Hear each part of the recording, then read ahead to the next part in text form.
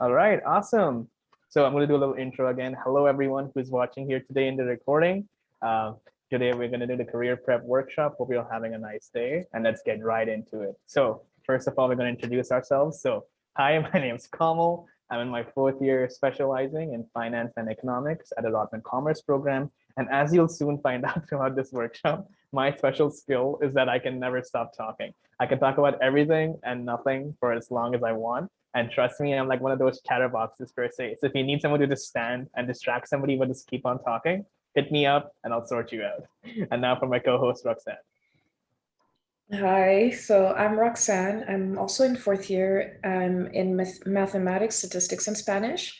And my special skill, I don't love talking like Kamil, but I recently gotten into roller skating and it's my favorite pastime. I've made so many friends from it and I've had so many opportunities thanks to it. I can barely walk normally now because my knees are always in pain. And I skate for like 5 hours and now my friends can't hang out with me anymore, but I really love it.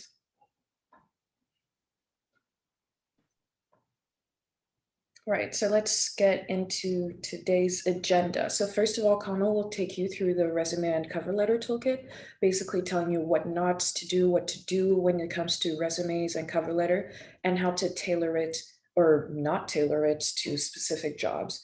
And then he'll go through the CLNX, which is the Career Learning Network resources and appointments. And then I will go through the co-curricular record, the mentorship programs, and other resources on the Career Learning Network. And finally, we'll take you through the highlight of this workshop today, which is jobs and recruitment, also on the Career Learning Network, like work studies and all other job boards you can apply on. Okay, so thank you, Roxanne. So that is the agenda. Hope you're all ready. Hope you're strapped in. Let's get right into it. So first, we're going to talk about the resume and cover letter, and accordingly, first impressions matter. They really do, especially when you're just cold applying on a website where the person hasn't even seen you. These are the two documents that are literally going to be your first impression. And so accordingly, we're going to start breaking them down. So starting off with the resume, what is it? It's basically just showcases your experiences and transferable skills. And I want to highlight this, and I'm going to keep on doing it, that there is no singular correct resume. It really depends on the position, the country you're applying to, and so on and so forth.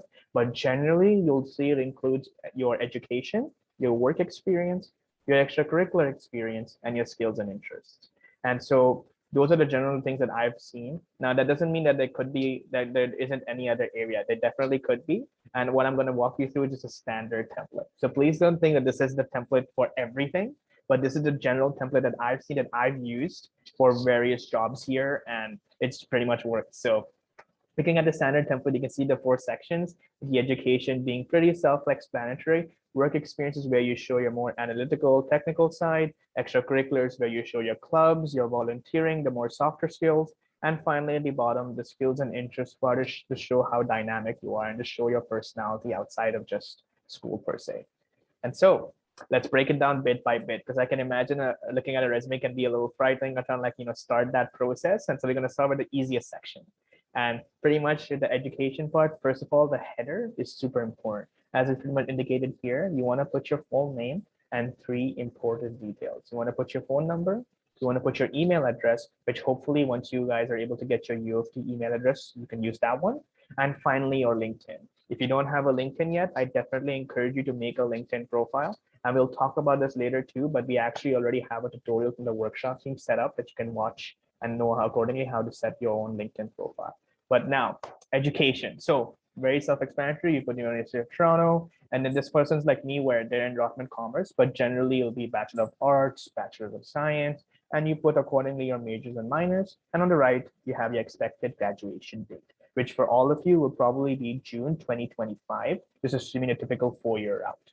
And then here you can notice the GPA part. Don't worry, of course, you guys don't have a GPA yet, so that part is just optional for now. But instead, what you can also do is mention your high school up until you pretty much get your grades. So you can mention your high school and accordingly format it in a similar way. At the same time, if any of you have had any scholarships or any awards per se for entrance, you can put that there as well if you'd like. And so, yeah, that's pretty simple education. Now let's break to the main sections here, the work experience and the extracurricular experience. These really are the backbone of your resume. And so first, with work experience, my go-to advice for it is to use the CAR method. Very simple acronym. And what it stands for is context, action, and result. And I can't stress enough how important the result is, because oftentimes you'll see they'll include the action, but what did it lead to? That part is super important, and it pretty much completes your accomplishment statements. So when it comes down to these statements here, the one that I personally like is this one right here, where it conducted 200 tests and corrected 50 errors. That's your action. Within faster payment system, that's your context. And finally, it led to increasing software development efficiency by 20%. I really like this statement because it covers the CAR method perfectly. It tells you what the accomplishment was, what it led to. At the same time, I'd say, as you can see, whenever there are numbers involved, it's always great. But that being said, it doesn't always have to be quantitative. Qualitative results are totally fine as well. I'm going to get to that in the next slide as well. But that's generally how work experience works, where you can see we use these action verbs like assist, perform, collaborate. You want to avoid those words like is or was part of or so on and so forth. And finally, in terms of just some extra information, you generally go about it with the company, your position, and then the date for the duration of it. So May 2019 to August 2019. And an important thing you notice here is that it goes in reverse chronological order. So present to the past. And then accordingly, of course, depending on the country you worked in, you can put that information there too. So yeah, that's the work experience. And then now we're going to go on to the extracurricular experience, which I'm sure will really apply to all of you, because I'm sure you were part of some clubs, some volunteering, or you've done something where I'm sure you can, this is a perfect area for you to show that, because sometimes people have worked before, sometimes they haven't, but I'm sure everyone has done some sort of sport, some activity that they can really talk about here and show your soft skills per se. And so here, using those accomplishment statements with results is key. And the one that I want to highlight again is this one right here with a qualitative result. Where once again, let's break it down. You have assist, so there's your verb again, or your action, with developing case competitions and networking events. So that's your context. And finally, to help students discover their passion for consulting. So there's your result. Once again, another perfect example of how what the accomplishment was, what the action was, where what the context is, and finally, most importantly, where the result is. So you'll see the work experience and extracurricular experience follows the same style with the reverse chronological order and with this accomplishment statements. Another thing I want to see, which you guys probably noticed, is how it's been 2 bullet points and then here 3. So you can really, this is a good example because honestly, guys, recruiters get so many resumes and they really don't have the time to go in depth into every single one. So as a result, you really want to keep yours clear and concise. So then that way the important information is there, what you've accomplished is there, what the result was is there, and you're good to go. So those right there, those 2 sections are the backbone of your resume. And finally, now onto the skills and interest sections. Though it's last, it's definitely not the least, because this shows that you have a personality outside of work and school. And so here you can pretty much show your technical side, any computer knowledge, Microsoft Office, modeling, so on and so forth, any languages you're fluent in, and finally your interest section. I've often seen, I had this experience myself, where recruiters will notice that section and those become topics of discussion in your interview. So as a result, definitely don't just lie, but if you have any activity that you've done that you like, it's always great to add that there, as it shows your personality, and it's always a good topic of conversation because everyone has the experience generally, but is everyone say like like a graded exam certification in ballet? I doubt that. So definitely it gives you a chance to be unique there. And there you go. With those 4, that breakdown, the 4 parts, that's pretty much your resume. So some final review tips are on the screen. The ones I want to highlight are definitely the first 2. You really want to double check your spelling and your grammar, and you want to avoid lying, because trust me, it doesn't go too well. And recruiters often use the program system which catches those spelling and grammar mistakes easily and rule out your resume immediately. So the biggest tip I can give there is always have another person review your resume. It's always good, and they can catch on to things which you might have missed. Also, you want to keep it to 1 page. You want to obviously tailor it to the job. Have a good balance of text and white space. And finally, if the cover letter is also included in the application, you want to use the same contact header for both resume and cover letter. So there we go. With that, that's pretty much all there is to a resume. I hope now breaking down that step by step made it a lot easier to digest and a lot easier to just follow through. And now we're going to move on to the cover letter. One important thing I want to say is because this is more of an optional or isn't always there in every job, I'm going to go a little quicker on this section. And don't worry though, the slides will always be available to you at the end of the presentation. And you can always go back to them and go in depth if you feel like I go a little faster, because there's more important topics, especially the CLNX you want to get to. And so, yeah. So what is a cover letter? It basically introduces you and encourages the reader to read your resume. It's not always required, but when it is, you definitely want to be clear and concise again. It's a central theme you'll always see. And this one especially, guys, you really have to tailor your cover letter to the specific job. Because a resume, as you'd imagine, your experiences don't change as much within at least within like a few months. But the cover letter definitely does, because each company is different and you want to really show them that you're applying specifically to that company and it's not generic. Because if they catch a genericness, they'll easily rule it out. And so generally, once again, it'll include your introduction, your experiences and relevant skills, and a brief conclusion. So let's get right into it. Once again, a standard template. There's a little contact header, and there's the address, and then pretty much a generic way of going about it. So as you can see, it's kind of like a short essay of sorts. And yeah, so let's break it down bit by bit again. So for the introduction, as you can see here, you'd put in typically your position that you're applying for, and pretty much is the term of it. So whether it be summer something or during the year, let's say like right now, summer 2021, it's always good to add that in too. And then here's this important part right here, dear something. You really want to avoid to whom it may concern. I really encourage you to take that extra step and do a little bit more research and find out who the hiring manager is if you can, because often not, you'll find them on a website. And if you do that, it's always great to address them directly. Or if you're not sure, you want to play it safe, you can always say dear hiring manager, or like I said here, the recruitment team. And pretty much in the introduction, what you'll generally see is that it's basically just going to be you talking about how you heard about the role, what skills you bring to it. And if you spoke to anyone about it, pretty much mentioning that. Because another great thing is, as you'd imagine, so many cover letters, right? So if you mention that you spoke to this person at the company, they're like, oh, okay, so it's worth pulling up. So definitely, if you have spoken to someone, mention that there. Next, experience. Very simple. It's in the name. You just pretty much talk about your experience. But the important thing is that it being transferable. And what I mean by that is basically right here through this example where they're talking about just to the leader of the high school finance team. And the last sentence is perfect, where these applicable competencies, along with the skills I developed through being a student body treasurer, will contribute to my success with an entrepreneur and other inactive portfolios. That's the company that that's the role they're talking about. So you can see that connection is made. And so I really encourage you in that paragraph to always end by highlighting those skills again and bringing them back to the role you're applying for, because you always want to show them how it's transferable, especially for all of you, high school or so on and so forth. Sometimes it's not as clear, or it can be, but you have to take that step and show them that, through this experience, I can now tie it into the role I'm applying for.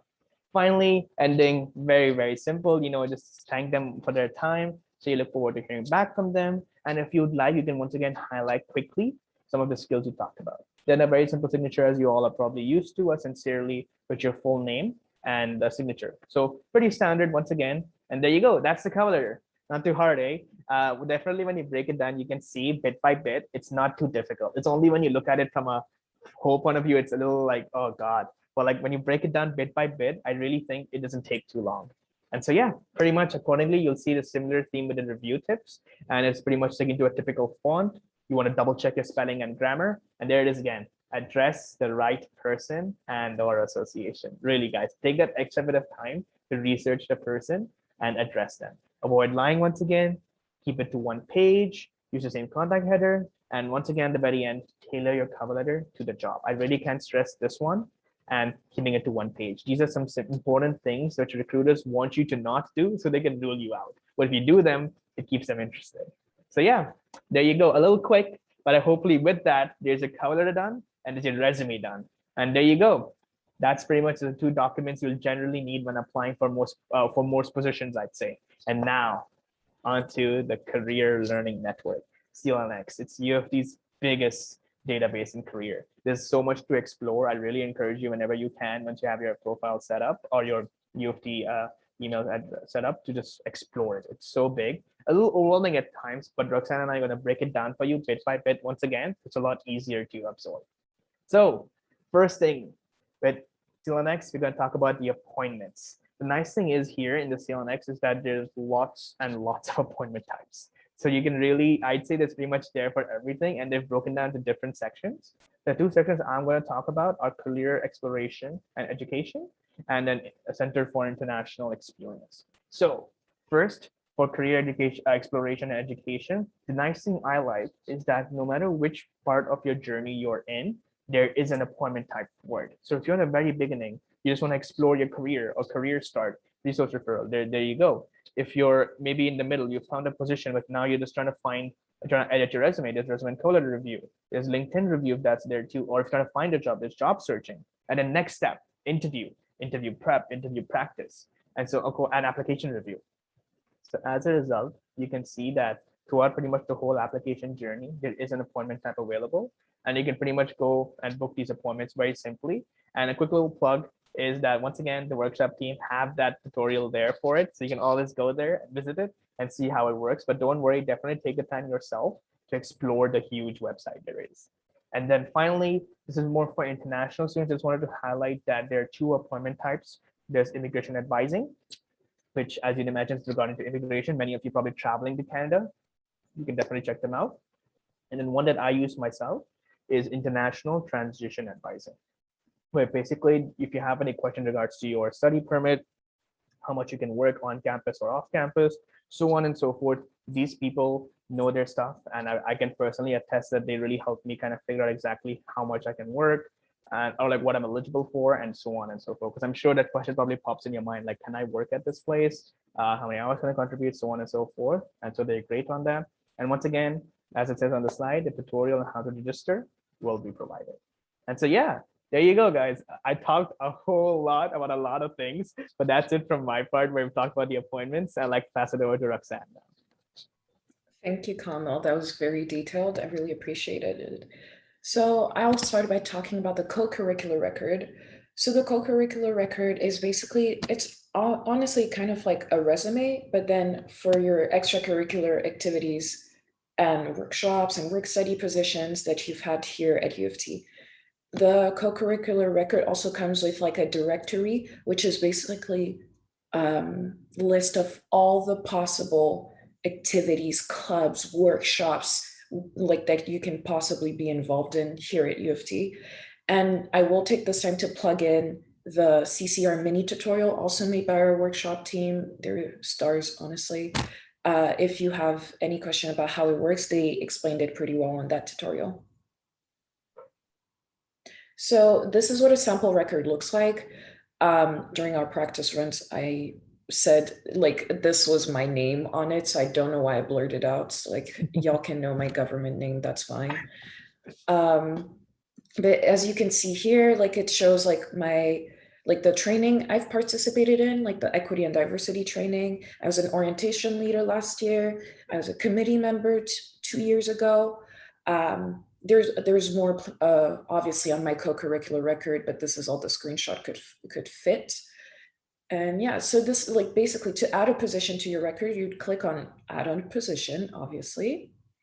Then you'll get the search bar, and then you can type whatever it is that you did. So vice president, you know, director of finance, things like that, or just like I don't know, leadership training, and it will pop up, and then you click on it on whatever position you have, you want, and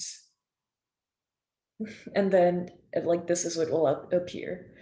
So like this is like a main like page, I guess, for the position. I'll say what you did. Honestly, I use this page a lot if I have to add co-curricular positions to my resume, because it basically says all the things I did, like on bullet points, so it's already there. Like I use this as like a guideline for my resume.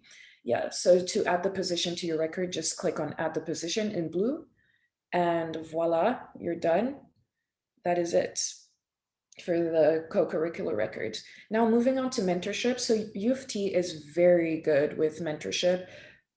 We have 90 plus mentorship programs. There's actually even a database of mentorship programs on the CLNX that you can look for, and it tailors to anything, like anything. If like there's, for example, this Statistics 130 mentorship, which I'm a mentor in, plugin, which is for first-year statistics students. There's B2B, which is more for career kind of mentorship. It's a backpack to briefcase, like the transition between university and the workforce. Then there's access and inclusion. And of course, we can't forget our St. Mike's mentorship with the lovely, one of our lovely mentorship coordinators happens to be my old orientee, Joshua.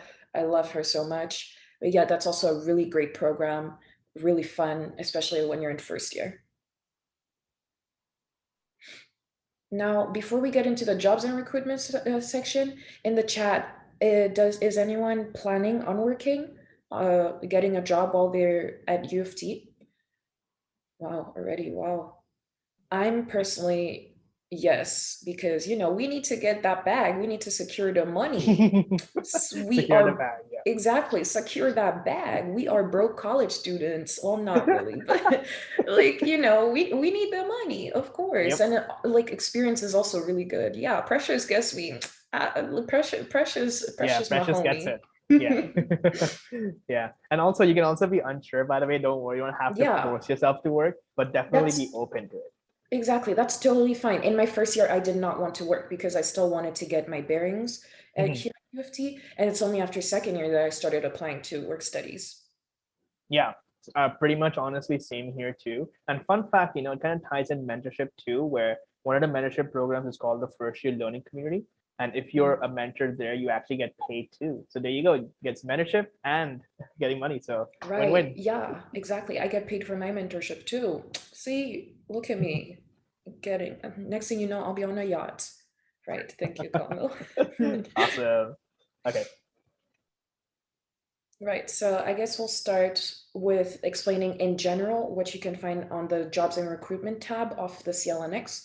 So you have the casual job board, the off-campus board, the on-campus board, the volunteer postings, and the work study. And these are all like different um, boards with different kinds of jobs, different kinds of salaries, different kinds, like different kinds of salaries, different kinds of hours that you can do while you're studying. So the first job board we'll talk about is the casual job board. So that one, as the title suggests, it's very casual. There are no formal contracts, and they're paid positions posted by the community. So like random people, not really random. Every single posting is vetted by the CLNX before putting it there. So don't worry, it's all legit. And it's quite irregular hours because like, again, the title, it's very casual. It can be like babysitting, tutoring, freelancing, and the pay really depends on like what the specific position is.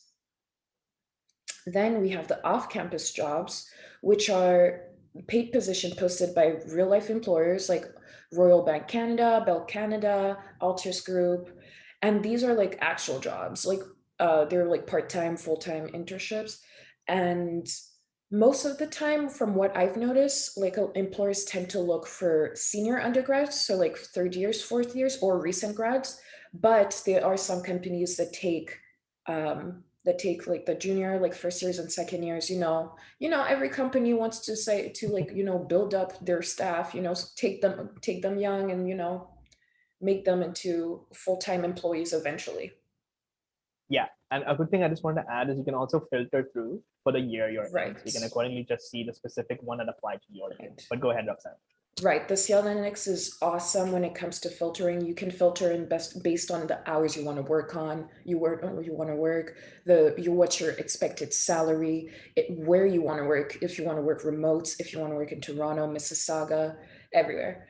Then we have the on-campus jobs. So the on-campus jobs are on campus. They're paid positions posted by the UofT staff and faculty. It's like resident staff, social media content manager. Again, the pay or like even financial assistant for the administration office. The pay for that again completely depends on what the nature of the job is. But I find that apart from work study, on this job posting is they're the most convenient because they're on campus. You're here all the time anyways. Might as well work. Mhm. Then we have the volunteer postings, which, as the title suggests, is volunteer. So it's not paid, and you can have it on and off campus. But I would say it's one, like, it should not be forgotten just because it's not paid. Like, I did say we need to secure that bag, but you can't secure that bag if you don't got no experience. They're not going to hire you, you know? So that's not true. They will hire you, but you get more opportunities if you have experience, which the volunteer postings will get you. And if you're And just fine, starting out, sorry, if you're just yeah, starting out, volunteer is a great way to start. So yeah. exactly. If you have no experience, or if you, it's even a good way, like if you want to try something on the side, you know. Mhm. And finally, my favorite one, work study.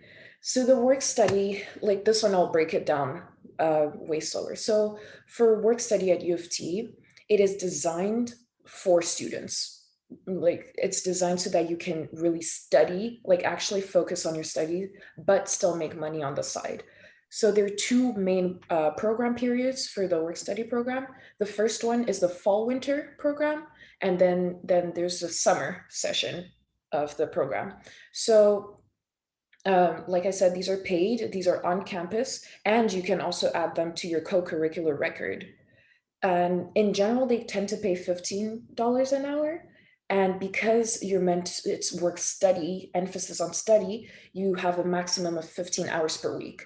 Also, side note, you can only have one work study per period, per program period. So for example, you can take one work study in fall and one work study in summer, but you cannot take like two in fall winter, for example. So the main difference between work study and on-campus jobs is that work study has the maximum of 15 hours that you can do.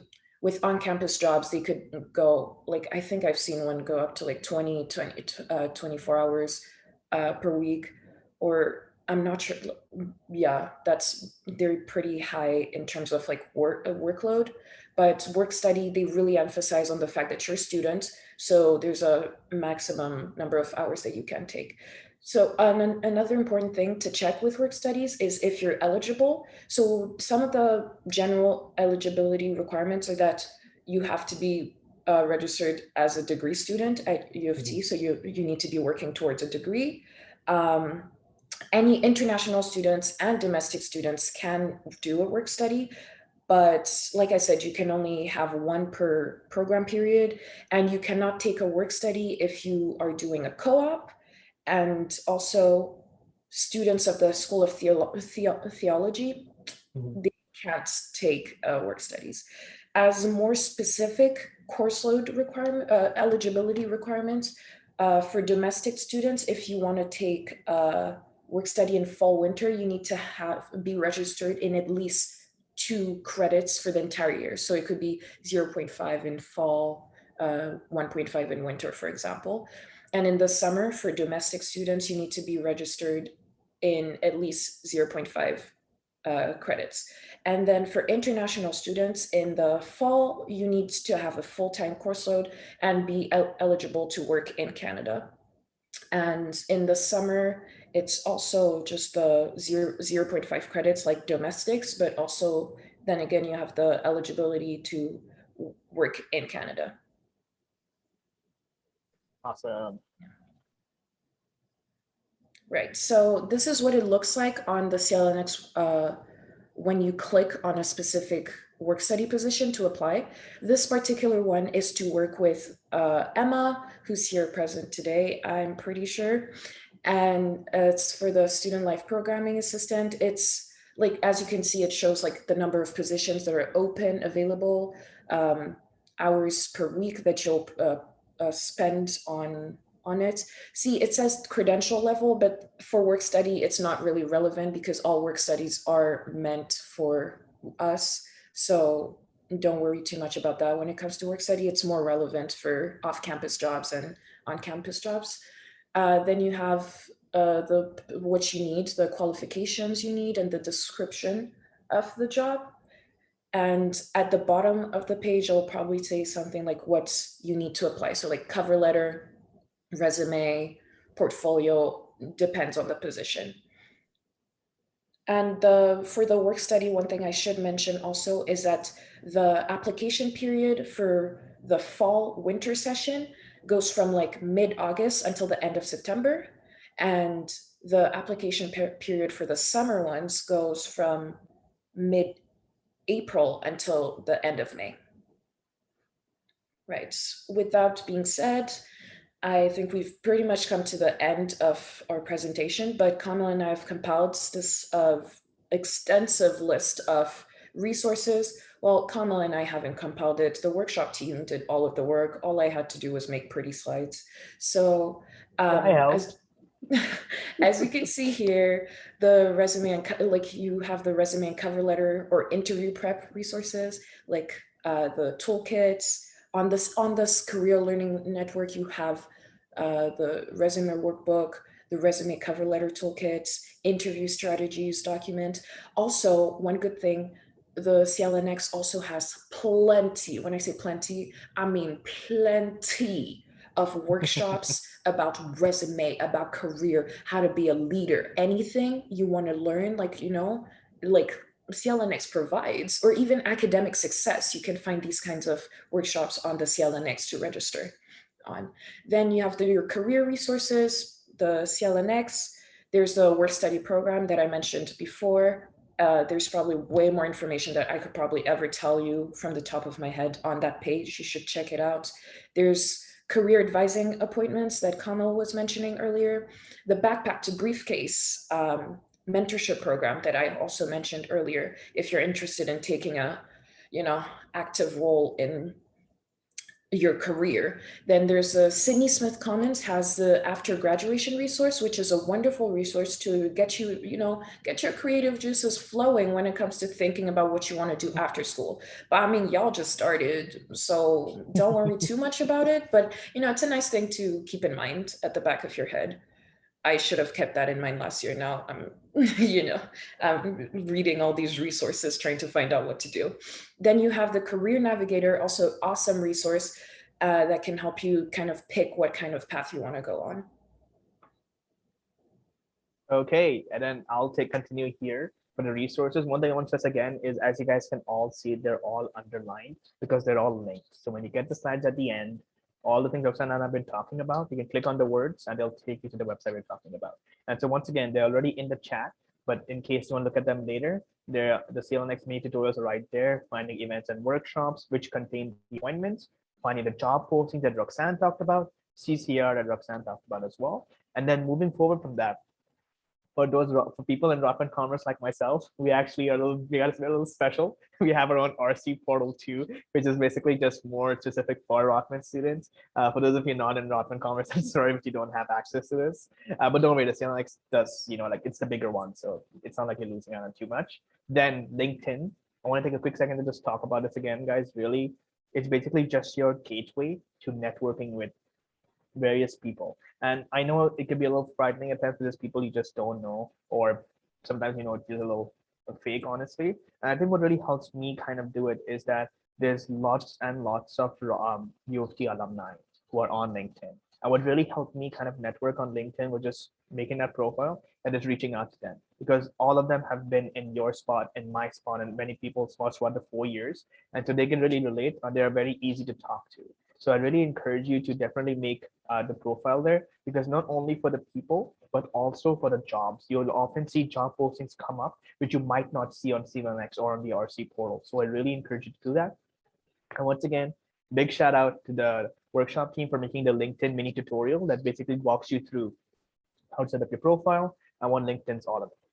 And yeah, moving on, we also have this job shadowing program, which essentially, as it's in the name, you get to pretty much get paired with a workplace individual, and you get to ask them questions about their job, see what a day in the week looks like for them. A day in the week, nice one. A typical day looks like, and so accordingly, you can see there. And finally, in a similar note to networking, there's also this resource called 10,000 Coffees, which essentially English, allows you to network once again with people from UofT. UofT has its own hub on this website. You can join it and once again connect with lots of alumni, and they're all always happy to help. But the thing is, you have to take that step. So I really encourage you whenever you have time and you can provide making that balance in your first year to go on 10,000 coffees, to go on LinkedIn and reach out to these people because really they want to help you, but they're not going to chase after you.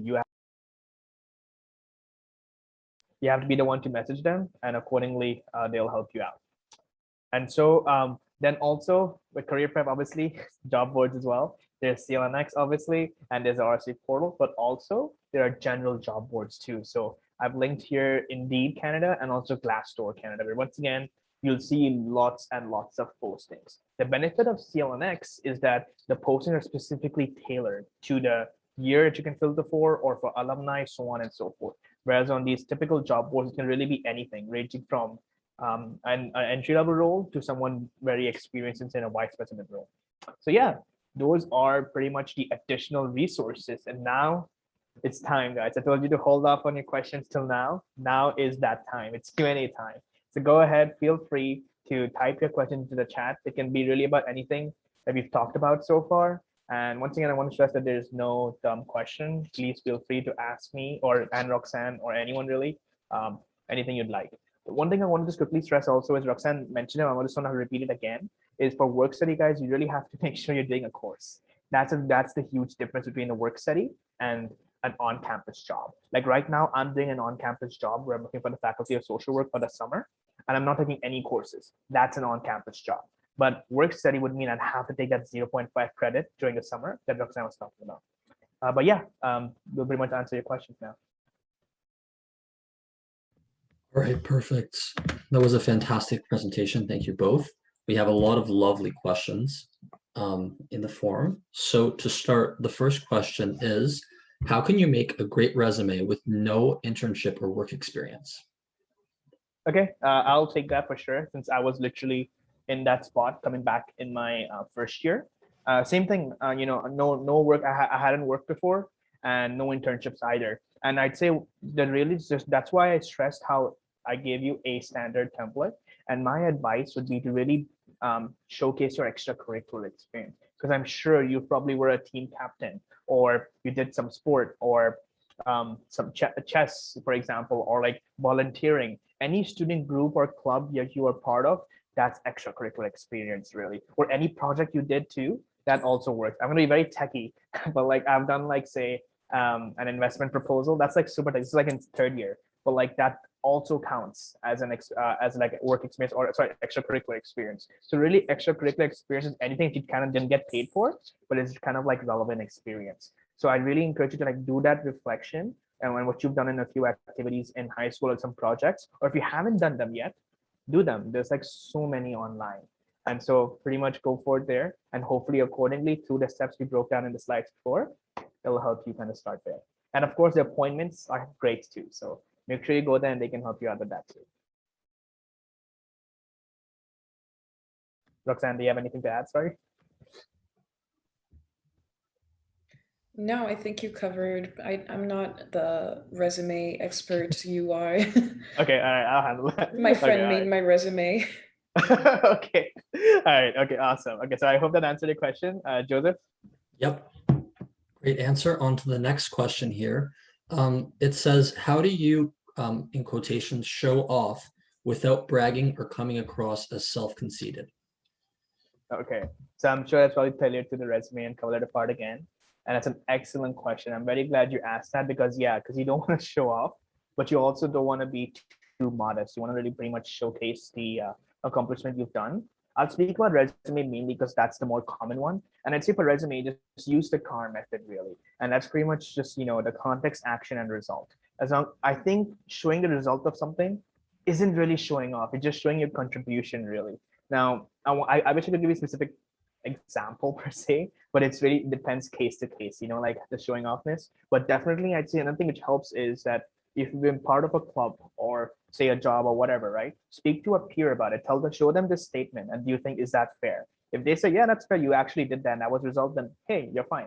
So once again, I think the whole peer review is great. And once again, the CLNX advisors are literally there to help. They get paid to literally help you out. So this is a great question for them too, where you come up with those statements. Don't, like try your best to, showcase what exactly you did and what it led to, and then let someone else review it and they'll give you some advice there. So that would be my main thing there, where it really depends on the situation, but having it reviewed by someone can really help you kind of fix that per se. So yeah, I hope that helps. Can I just say, it adds to what Kamal just said about the CAR method. I really feel like the CAR method keeps things objective, because you put an action and then the result with it. It's like, it's not bragging. It's like, no, I'm not just great. I'm great because I did this, Yeah, exactly. That's awesome. But yeah. Perfect. The next question is, why is it so important to keep the resume to one page instead of two? Oh, great question. Yeah, I'm glad you asked. So honestly, it's quite simple. Recruiters don't have time. It's really simple. They just don't have the time. There's so many resumes, and so they really don't want to see all your experiences. I think it's very common that within that one page, you really have all the space you need to pinpoint the most important or relevant experiences and pretty much put them there. You really don't. If it's going above more than one page, then you can definitely like cut it down. And so it's just simply about the whole convenient nature and concise nature. And actually, I think that's another thing too, where recruiters, everyone has experience, right? They want to see, are you able to keep it straight to the point and concise? But like this, honestly, as someone who's like, now seen the behind the scenes, it's just because they don't have the time. So keeping it to one page is super important, really. I'd say for most, like generally you'll see it. I think for CV, I think you can go above a page, but speaking specifically to resume, I've always seen it be up to that page. So just stick with it. And yeah, just try your best to keep it concise to there. Perfect. The next question is, how do I show my authentic self when applying for different jobs and opportunities? Ooh, Roxanne, do you want to take the lead on that one first? Well, that's hard, but I would say, I feel like the place that I shine the most, like I said, I'm not a resume goddess, is not my thing, or but I did notice that I interview pretty well. So, like, be genuine. Like, even when it comes to your cover letter, be genuine. Don't do any of that like fake thing that you see. Like, don't go on the internet looking for some standard cover letter. Be yourself. That's how you get them. Yourself is amazing, and anyone would be like lucky to have you on their staff. So even in interview, be professional, but also show that you have a personality and you're not a robot. Like, you're fun to work with, you're nice to work with, you're organized, but you also, like, you're organized and you're really nice, but you also like to put a lot of work in whatever you're dedicated. I'd say that's how I'd answer that question. Be yourself. Yeah, but that's a great answer, Roxanne. If I may quickly just add on as well, I would say just take the time to do the reflection. Oftentimes when jobs come out, you become like a bit of a robot just applying to any position you see, and then the interview comes in your little like it's like suddenly it pops up. Before that whole not craziness, but like fast pacedness happens, take a time, when things are slow, to just reflect on the experience that you had, on the skills that you bring to the table. Never doubt your own worth, and just take that time to think about, what skills have I honed, what experience have I had, which makes me a good candidate for this. Because if they've invited you in for the interview, they've clearly seen something. So just take the time to reflect to see what would you want to mention or bring out to them. So that would just be my little add-on there too. All right, and the next question we have is, can I apply for work study in my first year? Roxanne? Yes, definitely. Like I said, the eligibility requirements is to be taking at least 2 credits during the year. Like, if you want to take it this fall winter session, take 2 credits during the year, because if you already have your UTOR ID, you can sign into the CLNX as soon as the work study postings come out. I think this year they're coming out on August 16th. I said I think, but I'm pretty sure that's the date. And Yeah, thank you, Sienna, for that link. Just log in, you'll find the postings and you can apply as long as you did your course enrollment from like a couple weeks ago, or was it a couple days ago for y'all? And yeah, that's basically it. So the short answer is yes, you can. I should have just said that. Maybe. Go ahead, Joseph. All right, sounds great. Thanks for that answer. The next question is, are the job postings / employers for the on-campus and work study positions more or less the same? It really depends on the position, because but yes, basically, like if you mean in terms of like what the posting looks like, yes. If you mean in terms of what they look for, it depends on the position. It depends on so many different factors. The position, if it's from an actual company, if it's from UofT, but work study is all from UofT, so that's also like a thing. Yeah. Yeah. And then I guess my only little add-on would be just reiterating Roxanne's great point before, where work study, because it's with U of T, they know that, well, you're studying. And so accordingly, there's not that large hour expectation per se. Exactly. But on the other hand, if it's more of an, obviously on campus is similar too, but on campus, it depends. Sometimes it's part-time, sometimes, full-time. But say it's off campus, especially, though the posting might look the same, you'll expect the hours to be definitely a Right. lot longer. But exactly. And even with the hours, even themselves, within the hours that you work, work study is way more flexible than on campus or off campus postings could ever be, simply because they understand that you're a student. So if you're like, oh, I have a midterm this Friday, can I study for it? They'll be like, yeah, cool. Well, if they're really nice, they'll be like, yes, of course. Like way more understanding that than an actual like on campus or off campus job would be. Yeah, definitely. You get that flexibility. And that's another thing, reason why, it's a work study is a great reason to start off if you don't have any experience, to like have that jump where it's still flexible instead of jumping straight to a typical, long hours type of job. Great. So the next question states, I've seen some people use LinkedIn, but don't really know what it is. Could you explain what LinkedIn is and recommend whether or not I should get it? Sure, I will definitely take the lead on that question. Thank yes, short and sweet. Yes, you definitely should get your LinkedIn. Trust me, I only got in my 3rd year and I missed out. I had literally 2 years I could have easily have been on it and eased my way in. One thing I'd say for LinkedIn definitely is that it's not like you just open the door and you're in. It's more of like a journey, I'd say. Like because you keep on updating your profile or meeting people as you grow older and build your network per se. So definitely for LinkedIn, I really encourage you to go for it. And a simple way to explain it, going back to the first part of the question, is just that it's like another social media account, but for a professional network. So on Instagram, on Snapchat, you're more chill, you're yourself. LinkedIn, you gotta put the suit on. You gotta be a little bit more professional, which I know is a little like, oh, come on. But like, that's the life, right? Like eventually you want to hopefully work. And at work, you can't always be cracking jokes. And so you have that more professional kind of accounts there. It's not like it's mandatory, but I really, really encourage you to have one, just so that the fact that you can have a simple profile, which big up the workshop team again. They'll show you in their video how to do it, and then just so you can reach out to other people and especially to alumni. I really want to encourage that because I've done that, and it's just so great because there's only so much information about a job or about something that you can find on a website, but if you speak to someone who's been in that role or had that experience, that chat or that conversation is so much more helpful. And definitely, I really encourage you to start off early, because when you're in your 1st year, 2nd year, it's okay if your LinkedIn doesn't look perfect because you're still learning.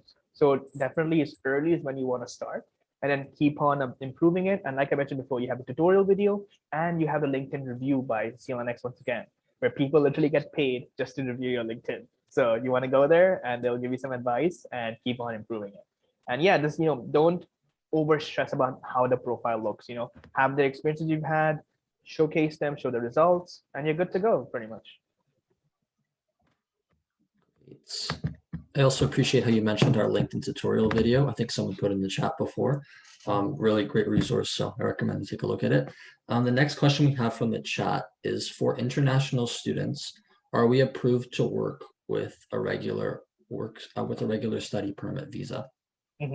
I'll answer that too, because I am international. And yeah, definitely you are. Great question. I'm glad you asked. Once again, you can ask the international transition advising people too, if you have some more questions later too. But yes, you're definitely able to work. Caveat though is, during the year you can only work part-time. So as you'd imagine, say you have like this 8-month internship, which is 4 months in the summer and then 4 months during the fall. I'm sorry, but unless that internship becomes part-time, you can't work full-time off campus, except during the summer. So say right now, May to August, you can work full-time, and that's totally fine. No one will stop you as many hours as you like. Those internships, go for it. But it gets tricky in the fall and winter, where if you want to work part-time, work study on-campus jobs, all the off-campus, that's fine, but they got to be part-time.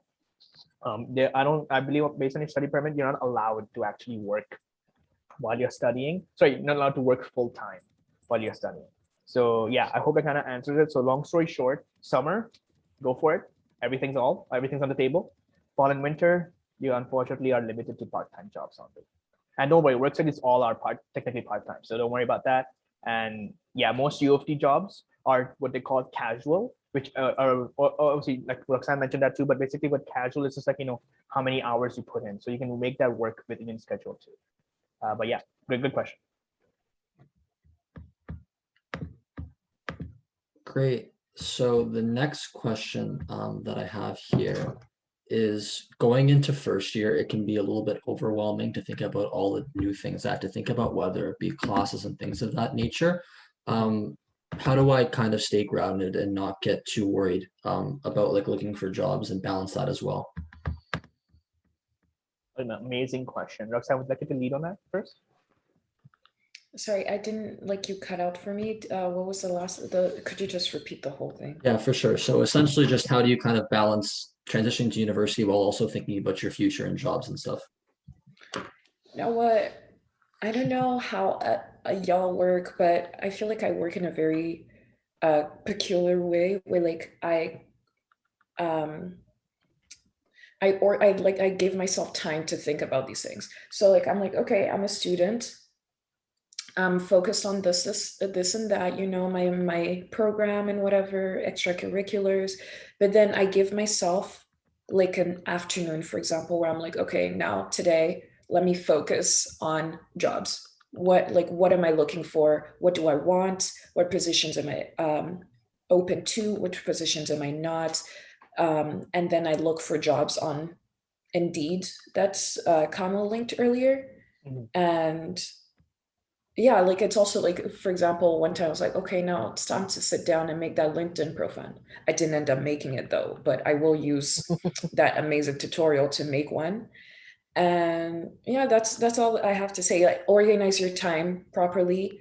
Make sure, I would say, even if you want to work, make sure you have time to work and you can handle the extra workload and the extra pressure that might fall on you if you have to balance working and studying at the same time. That's a great answer, Roxanne. I think you hit all the points. I just have a quick little thing I'd like to add on to, is I think Roxanne hit it perfectly. I want to reiterate it. It's time, guys. Oftentimes the first midterm comes and you get absorbed into it, or this homework comes and you get absorbed into it, or this club activity and you get absorbed into it. I think the big thing I see, and just in the past 3 years so far, is it's not, UofT isn't that hard, like the course per se. It's more just balancing it with everything else that you want to do. So you got your courses, you got your extracurriculars, you got a little bit of work maybe, or any other activity you like, any hobbies. And I think the key to really, that for me at least, work was just, yeah, like Roxanne said, having that space to just do whatever else you'd like, having that downtime, having the time to, go on Netflix, go outside, go to the gym, whatever you like, please don't sacrifice your other interests just for your academics or your jobs. Like, it's important to do those things for sure, but you got to live in the present too. And by doing that, you actually end up doing better when you're in your courses or when you're working, because you have that little balance where you're not just solely thinking about the midterm or this job application coming up. Just through that balance and having a good number of people around you, you actually end up doing better, despite spending less time than just obsessing over it. So that would be my little additional bit there, I guess. Yeah. Perfect. I'm going to ask one final question because we're at 11:01, then we can wrap up.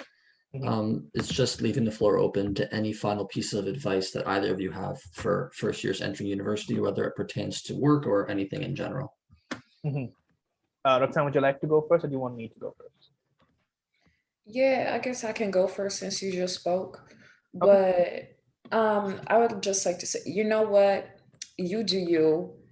Be your own person. Just because, for example, all your friends are working and you're not, that's fine. Or all your friends are not working because they're trust fund babies and you're not, that's fine too. Like, it's okay. You do you, you do whatever you want, what makes you feel comfortable, what you can handle. And, I would say I'm personally a very academic oriented person. My GPA, but academic oriented person. But I do feel like if you like to really prioritize your studies, that's what you're here for after all. You can't work study if there's no study in it. So prioritize your studies. But I don't know, Kamil is Rotman. They're like all about networking and stuff. So like he might be like work. So I don't know, Kamil. Time to throw me on the bus there. Okay, but I'm also Indian. Okay, so for those of you who know, we come from an academic thing. It's I'm all also about POC. Grades.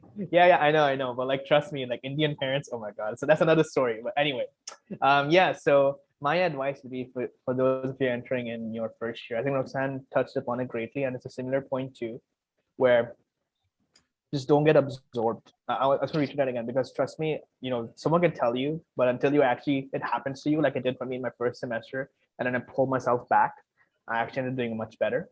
So, it's going to be overwhelming. Yes. There's going to be a lot of stuff going on. Yes. You're going to be a lot of people. Yeah, hopefully in person. Yes. So it's a lot. And definitely if you're say introverted, or if, you let it keep to yourself, it'll be a little uncomfortable at times, but embrace it, try going out of your comfort zone and trying different things. So this is the point, right? This is the time. It's 4 years. I can't believe I'm into my last year. So I don't know where the hell the last 3 years went. So definitely just enjoy it, right? You'll have a lot of things going on. But if you just focus on what's important, try to find that balance. And most importantly, find that downtime to do whatever you enjoy, whatever you truly enjoy. Like for example, for me, let's see, which one is not that embarrassing? Let's say dodgeball. Let's go dodgeball. Okay. Yeah. So I love dodgeball, and so literally, like for example, Rockman doesn't have an intramural dodgeball team, so I was like, I'll make one, and I just did, and then it was just a lot of fun because I realized I'd have my midterms going on and everything, but for that 1 hour that I'm playing dodgeball, I'd forget about it and I just have a great time.